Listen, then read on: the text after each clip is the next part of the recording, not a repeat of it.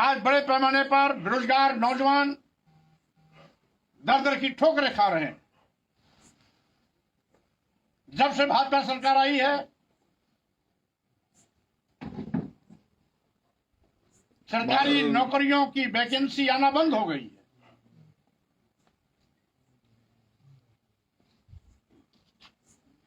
पिछले भाजपा के 5 साल में मात्र 69,000 शिक्षकों की भर्ती हुई थी। उसमें भी पिछड़ों और दलितों के आरक्षण पर डकैती डाल दिया।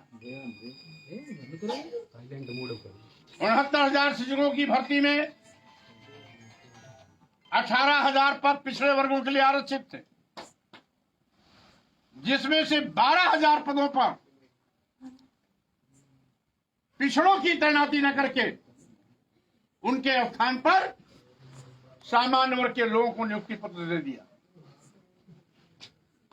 इसी प्रकार से अनुसूचित जाति के 69,000 शिक्षकों में 12,000 आरक्षित पद थे। उसमें भी 4,000 पदों पर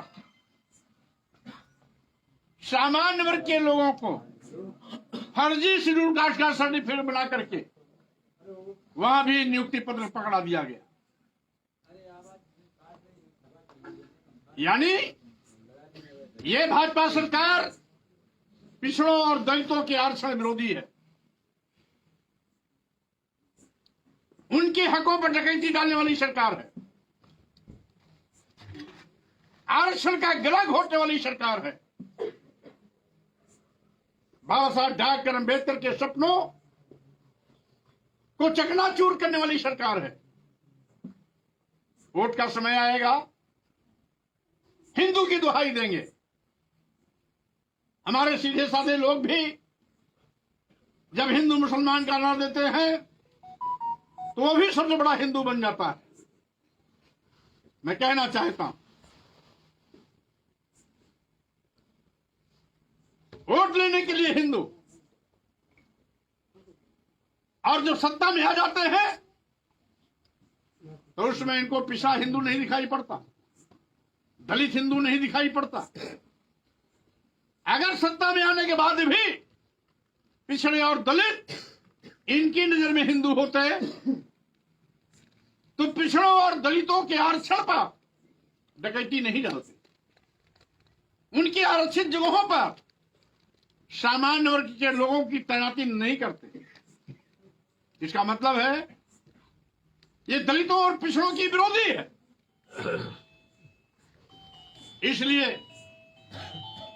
किसी भी प्रकार के गलत मुगालते में आपको नहीं आना है। आज भारतीय जनता पार्टी में जो भी है वो गुलाम है। वो अपने सम्मान स्वाभिमान की रक्षा नहीं कर सकते हैं तो आपके सम्मान की रक्षा क्या करेंगे? एक यहां डिप्टी चीफ मिनिस्टर घूम रहे हैं, समाज को बरगलाने के लिए जगह जगह जा रहे हैं। डिप्टी सीएम होते हुए भी जो अपमान केशव प्रसाद मौर्य का हुआ पूरा उत्तर प्रदेश और देश जानता है कि मंत्रियों की बैठक में कुर्सी नहीं मिली तो स्टूल लेके खुद ही बैठ गए। जो डिप्टी सीएम अपने सम्मान स्वाभिमान की रक्षा नहीं कर सकता और समाज की रक्षा क्या करेगा?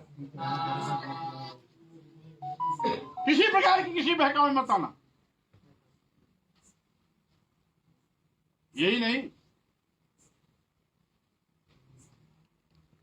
आज भाजपा सरकार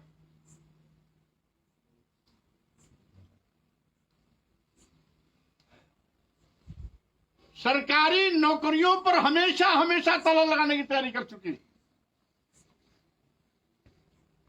आने वाले समय में किसी को भी नौकरी नहीं मिलनी है, क्योंकि भारतीय जनता पार्टी ने अब सरकारी संपत्तियों, सरकारी विभागों को एक एक करके बड़े बड़े उद्योगपतियों के हाथों में बेचना शुरू कर दिया। कई एयरपोर्ट बेच दिए निजी हाथों में, प्राइवेट हाथों में, कई एयरपोर्ट बेच दिए, एयर इंडिया बेच दिया, कई बंदरगाह बेच दिए, कई रेलवे स्टेशन और 2 दर्जन से भी ज्यादा ट्रेनें बेच दी, LIC बेच दिया। बेचने की शुरुआत की। आखिर क्यों? ये सरकारी संपत्ति, सरकारी विभाग देश की जनता के खून पसीने गाढ़ी कमाई से बना हुआ है। ये भाजपा के बपोती नहीं है, ये इनका पुश्तैनी संपत्ति नहीं है, इनके बाप दादा की संपत्ति नहीं है। इनको बेचने का अधिकार कहां से आ गया?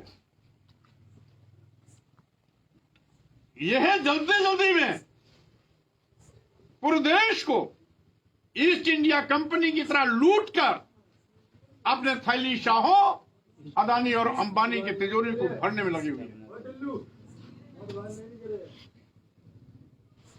और जब एक एक करके भी तो बेचना शुरू किया और आगे अगर रह गए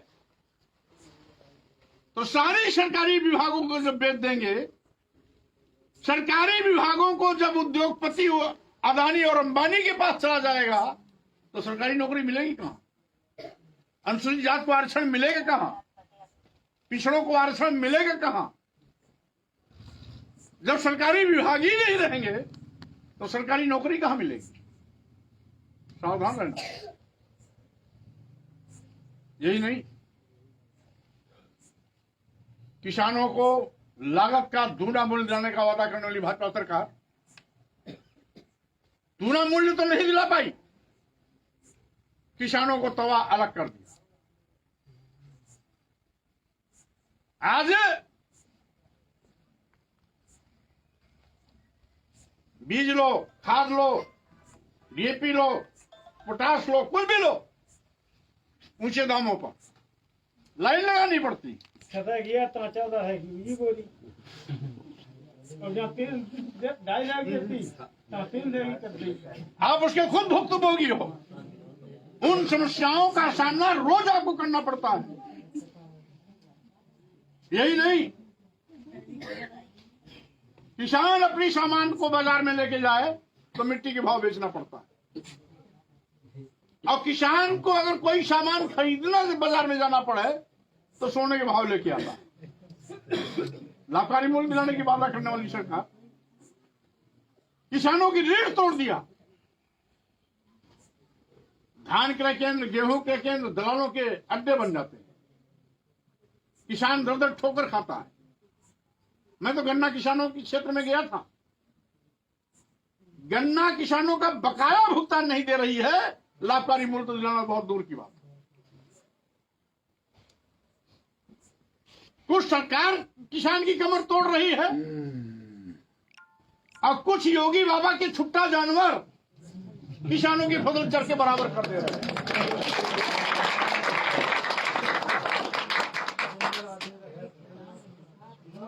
यही नहीं, महंगाई की मार से पूरे देश की जनता त्रस्त है। हमें याद है भाजपा की सरकार बनने के पहले यानी 14 में शुरुआत में जब डीजल 56 रुपया लीटर था, पेट्रोल 65 रुपया लीटर था, यही भाजपा के लोग डीजल और पेट्रोल का दाम घटाने के लिए पूरे देश में भारत बंद का आह्वान किए। अब जब भाजपा की सरकार बन गई, डबल इंजन की सरकार बन गई, देश में भी प्रदेश में भी, तो अब 56 रुपया वाला डीजल 100 के पास पहुंच गया। 65 रुपया लीटर वाला पेट्रोल 100 के पार पहुंच गया। 300 रुपया वाला गैस सिलेंडर जो खाना बनाने वाला आता है, 300 रुपया वाला 1100 रुपया पहुंच गया। अब इनको महंगाई नहीं दिखाई पड़ रही, अब इनको महंगाई नहीं दिखाई पड़ रही। एक किसान अगर एक कमरा बनाना हो, ईटा, मोरंग, बालू, सीमेंट, सरिया लाना हो, तो उसको जीएसटी टैक्स देना पड़ता है। यहां तक तो बच्चों का निवाला तक को छीनने में उतारू है। बच्चों का प्रिय है दूध, मक्खन, पनीर, दही, इस पर भी जीएसटी लगा दिया, इस पर भी जीएसटी लगा दिया। ऐसा लगता है यह जनता की चुनी सरकार नहीं है, ये दूसरी ईस्ट इंडिया कंपनी बन गई है। पूरे देश को लेटो, लूटो और अपने चहेतों की तिजोरी में डालो। आज पूरे देश में अफरा तफरी है। सरकारें केंद्र की या प्रदेश की, जब दोनों जगह डबल इंजन की भाजपा सरकार फेल हो गई, तो जब जब फेल होती है तब तब ये हिंदू मुस्लिम की दुहाई देती है। हिंदू मुस्लिम की दुहाई देते हुए जो जाति के नाम पर अपमानित किए जाते हैं, जो जाति के नाम पर मारे पीटे लूटे जाते हैं, जाति के नाम पर हमारी बहन बेटियां ताकी जाती हैं, जाति के नाम पर हमारे घरों और खेतों पर कब्जा किए जाते हैं, जाति के नाम पर जबरियन हमें झूठे मुकदमे डाले जाते हैं, जाति के नाम पर हमें न्याय नहीं मिलता है, तो ये धर्म के ठेकेदार कहां चले जाते हैं?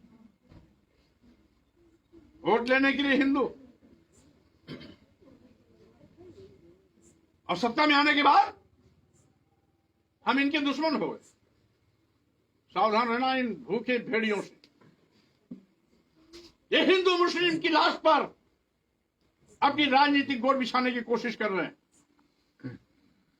इसीलिए मैं कहना चाहता हूं कि हिंदुओं को भड़काने के लिए कहते हैं कि फला मंदिर को तोड़कर फला ने मस्जिद बना लिया।